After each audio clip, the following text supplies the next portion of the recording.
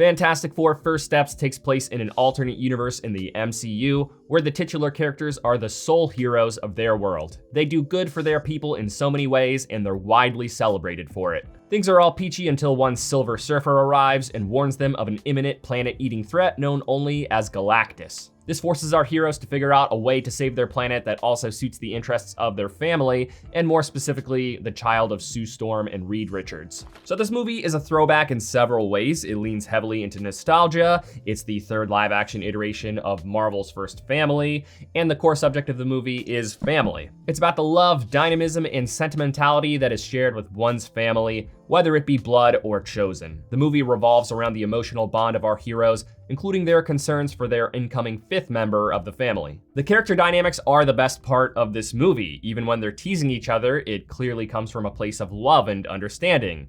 That's how a lot of families are. The movie also presents some loose commentary on what is most important when the end is seemingly imminent. This is not a huge part of the narrative, but it is suggested with some dialogue and decisions characters make. The child is the key player in the story in ways that are not only kept under wraps in marketing, but also in ways that are not fully apparent even after watching the movie. But that's just to say that the kid is the glue that holds this movie together. Without him, there just really isn't much of a story for these characters. For Reed and Sue, it's obviously their primary focus. From the moment their child is born, they have a world of concerns for them, more than your average parent could possibly imagine.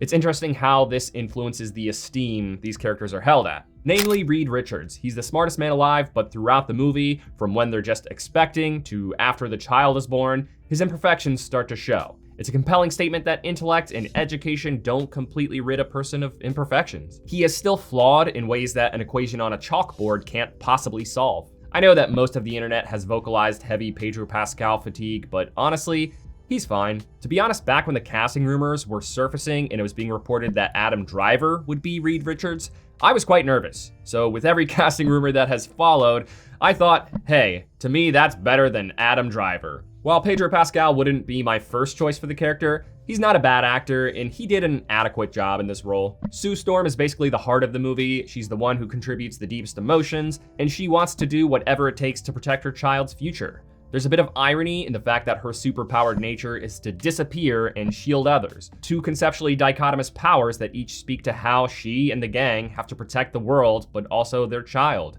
They want to be present and protect, but they don't want to turn their backs on anyone and figuratively disappear on them. Vanessa Kirby is a solid casting choice and a great actress. In this movie, her performance does honestly just feel more like movie star acting when compared to some of her other roles, but nevertheless, she filled the shoes well. Johnny Storm is the engine for a lot of the obligatory trademark MCU humor, but thankfully none of it really feels forced or out of place. He's snarky and pokes fun at the others, especially at Reed. Honestly, he was one of the more memorable characters here. He's not just firepower, and he's more than just a snarky hotshot. He's actually pretty smart and contributes a lot to the story. Where previously he has been depicted as more of a womanizer, here he is actually more of, honestly for lack of a better term, more of a simp, which actually feels like a much more logical direction when considering the movie's more delightful and family-oriented tone. I personally could never quite get used to seeing Joseph Quinn with blonde hair, but that's not by any means a real criticism, just a small thought. He otherwise did great here. So I can't help but think that I might be in the minority on this one, but I absolutely loved Ben Grimm in this movie. Starting with the casting choice of Ebon Moss-Bachrach, everyone seemed to have been up in arms about the fact that the Thing was being played by someone who doesn't naturally seem like a brute, who's rough around the edges in blatant ways, but that is why he's great. Do we really need another edgy or melancholic take on the character that makes his transformation into a rocky brute seem far too convenient or ironic? Because honestly, putting an actor who is naturally a bit more vibrant is what makes that transformation more compelling. The fact that he's not the type of person you'd expect to walk the shoes of a hulking monster makes his story more tragic. He's cheerful and humorous, subverting the expectations the world might have about the type of person he should be. Really, the only shortcoming is the fact that the bare minimum was done to make that struggle a part of his story here. It floats the idea with the clip where he sees his reflection in a TV screen and his apprehension toward engaging a supporting character, but this part of the story did not get enough attention. Shia LaBeouf is the Silver Surfer and Herald of Galactus.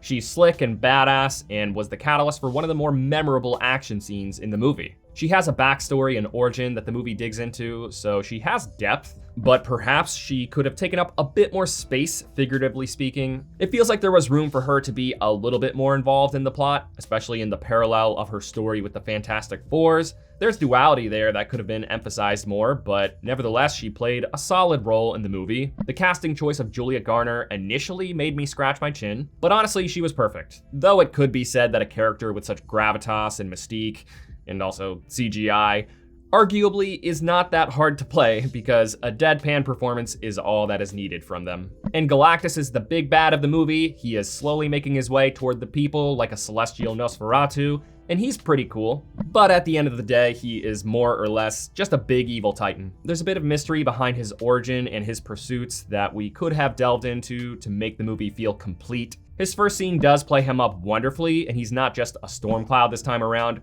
So he makes for a cool antagonist, but he's not an incredible one. He is wonderfully designed though. They kept him pretty faithful to the comics as opposed to the way they've been depicting Celestials. His introduction scene in particular is genuinely beautiful. The CGI overall is pretty solid. There are still bits and pieces that look a bit strange, like for example, the baby and some of the green screening, which is a surprise. I was expecting Silver Surfer and The Thing to look worse, but they were generally decent looking. Again, this movie feels pretty old-fashioned, but in mostly good ways, the most obvious one being the retro-futuristic aesthetics. It's been said by many people that it feels like the Jetsons, which is very accurate. The technology, architecture, and vehicles are all futuristic, but with a 1960s vibe, reflecting how the future was depicted in fiction back then. It's also an old-fashioned take on superheroes, where nowadays heroes are often weaved into the issues that reflect the world we live in. The Fantastic Four are precious gems in their world. They're the unifiers of world governments, they're always doing press, and they're culturally adored. It takes us back to the days when superheroes were admired in a beautifully ignorant way. Of course, that's where the movie starts to feel a bit simple and hokey.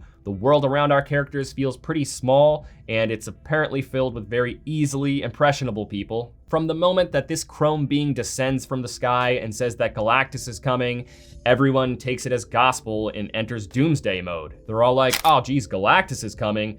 Don't know who or what that is or what's gonna happen, but this surfboard girl who we don't know doesn't seem like she could possibly lie or provide misguided information, and this should now be the primary focus of the entire planet. I'm just surprised that there is no mixed narrative around that, no speculation or denial. It is immediately just taken as prophecy, and the world governments just follow Fantastic Four's plans at the drop of a hat. But of course, this is a parallel universe, so it could just be argued that culture is different here.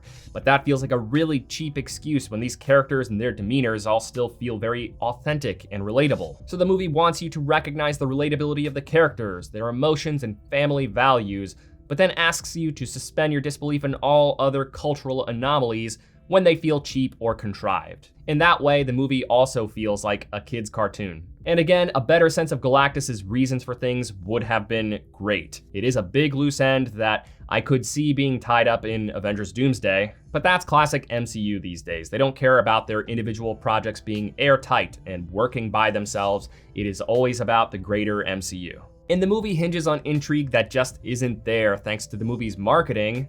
So Marvel used to be really good about not putting the climax of the movie in the trailer, but that is starting to change because they feel the need to drive ticket sales, and that is hurting their movies. I mean, just look at the Thunderbolts marketing. Not 3 days after the movie hit theaters, they start plastering this marketing everywhere to try and spark interest. And what a shocker, the box office income did not cross over their budget. The movie's plot focus goes from, can we stop Galactus, to can we bargain with Galactus, to can we escape Galactus? And all of that intrigue feels really shallow because we all know that this is coming.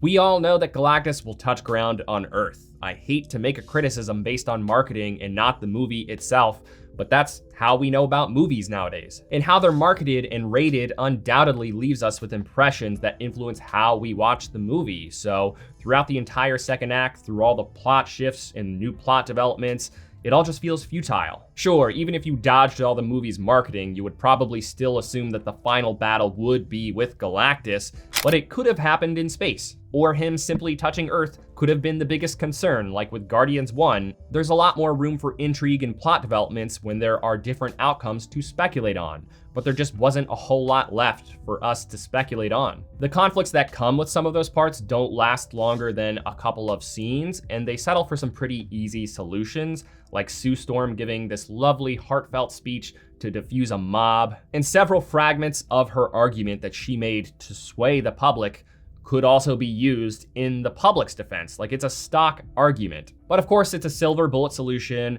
All is well. Everyone here is very easily impressionable. And lastly, so you know how we are all really sympathetic toward pregnant people in real life? Like, we bend over backwards for them to ensure that they're taken care of for the safety of the baby. In this movie, they alternate back and forth between putting a very pregnant Sue Storm and the baby in very dangerous situations to then saying things like, but that would endanger the baby. Couple that with some of the underfed plot points and lack of tension, and yeah, it's not the most incredible story. There are a lot of things like that in this movie that alone are not huge problems. It would be really petty to completely reduce the movie for any individual reason, but altogether, even if you resort to the whole turn your brain off method, the movie is just okay. It's another comic book movie. That's not to say that it isn't occasionally fun. The characters are very memorable, and it will delight the most loyal fans of the genre. But if you're less committed to the genre and you're expecting this to be a big turning point where Marvel brings it back to the heights of the Infinity Saga, you should probably curb your expectations. I thought the movie was simply fine, which feels like a solid rating against the odds. I wasn't super excited about the movie, and even the friend who I saw it with said that she thought it was outright disappointing. I would not call it a bad movie personally, but it's also just not very remarkable beyond the aesthetics, of course. Thanks for watching this review. If it brought you any value at all, please give it a like. It really does help the channel grow. I'll see you later this week with my review of She Rides Shotgun.